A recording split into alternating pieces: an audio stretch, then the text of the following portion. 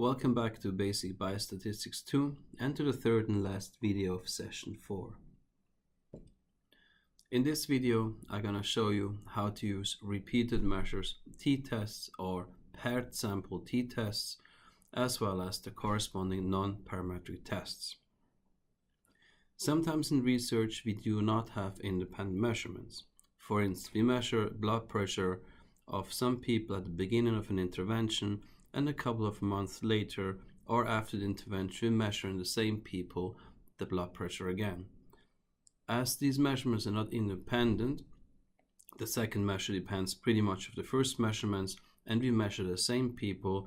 This is why we're going to need a paired sample t-test, paired observations. Let us assume we would like to test whether there is a difference in diastolic blood pressure for month 1 and of diastolic blood pressure of month 3 in our dwarf populations of Santa Claus. Each of the dwarfs had measured diastolic blood pressure the first month, and each of the dwarfs have measurements of month 3. How to do this on SPSS? Well, you won't be surprised. We go to Analyze, we select Analyze, we scroll down to Compare Means, and here we select Pair Sample t-test, just right under Independent Sample t-test.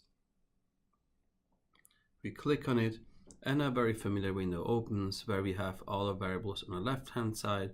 On the right hand side we have the paired variables, or the variables that paired to be defined. Important, the assumption of a paired sample t-test is similar than general t-test. Both continuous variables need to be normally distributed. If one of the two variables is not normally distributed, we cannot use a paired sample t-test, but we need to use a non-parametric test. As we know from session 2, diastolic blood pressure of month 1 and month 3 are normally distributed, so we do not have any problem with violating the assumption. The only thing we have to do now is to select diastolic blood pressure of month 1. I click on it, I click on the arrow, and we see now that the variable diastolic blood pressure of month 1 has been moved to the variable 1 window. SPSS now ways to define what was the second measurement, the repeated measurement, which was diastolic blood pressure month 3. So we click on diastolic blood pressure month 3 on the arrow, and we have now defined the pair. So diastolic blood pressure of month 1 versus or compared with diastolic blood pressure of month 3. If you go to options, as usually, you can set or change the confidence interval. We do not want to do it, so we simply click on continue. And then once we click on OK, SPSS will run the test. You will receive 3 tables in the output window. First of all, as usual, receive the sample statistics, the paired sample statistics.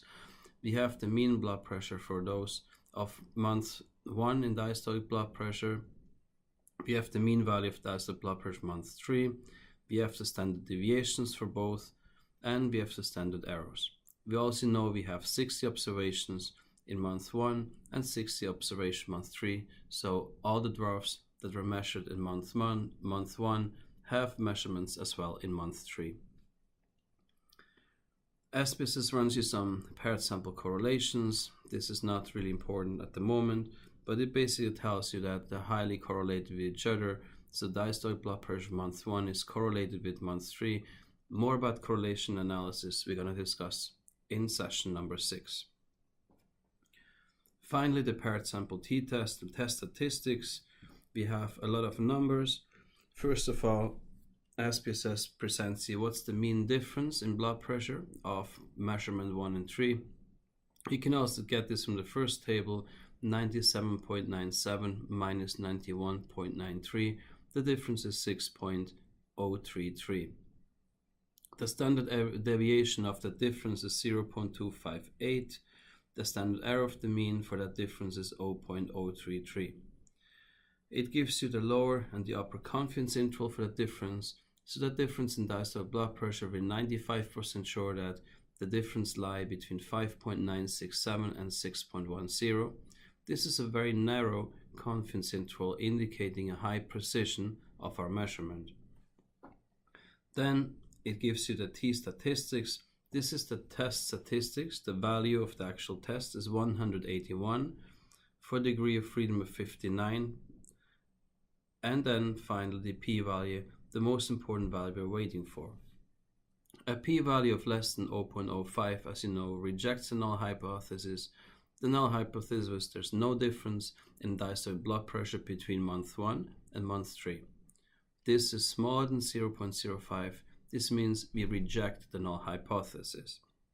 We would state that the diastolic blood pressure month 3 was statistically significantly lower than the diastolic blood pressure month 1 in our dwarfs of the Santa Claus super study. What do we do if the variable is not normally distributed, our continuous variable? In that case, we need to use a nonparametric test. For instance, systolic blood pressure for month 1 is not normally distributed. If you'd like to repeat the same exercise for systolic blood pressure, we need a nonparametric test. So we would like to find out now, is there a statistically significant difference in the systolic blood pressure in month 1 and month 3 of our dwarfs working for Santa Claus? First off, I'm going to close the output window. I won't save it in my video. You should do it in yours. I go to Analyze, and here on the nonparametric tests, just below independent sample t-test, where it just were, we have the related sample nonparametric test. We click on the link, and we have the nonparametric window. In objective, we leave it automatically compare observed data to hypothesized. In the field, the next variable here, we select the two measurements we have. So we had systolic blood pressure month 1, we click on it, we move it to the right side of the window, and systolic blood pressure month 3. This means now we have defined the two measurements we like to compare, or their median values, if they're significantly different in their characteristics.